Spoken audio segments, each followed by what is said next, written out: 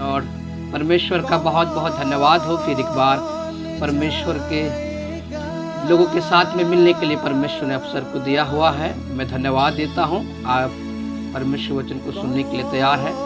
आज मैं विशेष संदेश को आपके सामने में लेके जा रहा हूँ। कैसे आप एक आत्माओं को जीतने वाला व्यक्ति बन सकते हैं, आत्मा को जीतने वाला व्यक्ति या सफल सेवक बन सकते हैं, उसका 4 बात बताऊंगा।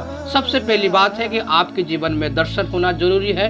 हर एक सेवक को प्रभु का वचन कहता है, इति वचन में लिखा गया है कि जहाँ कहीं दर्शन की बातें नहीं होती है वहाँ पे लोग निरंकुश हो जाते हैं। तो आपको अपने सेवकाई के लिए एक दर्शन या लक्ष्य होना जरूरी है, पहली बात।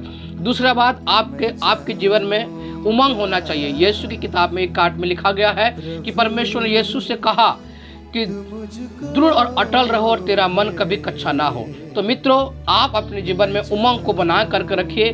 तीसरी बात, समर्पण।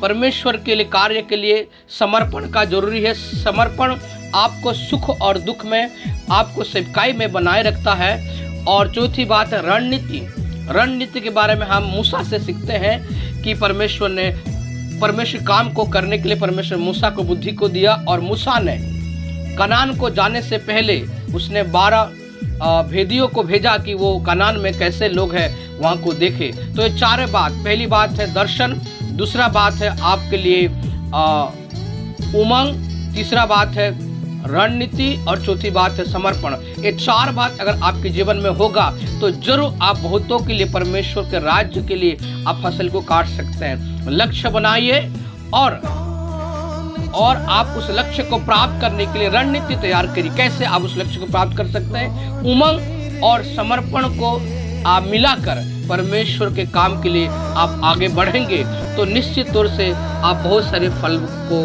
काट सकते हैं, आत्मा को जीत सकते हैं। Thank you, God bless you.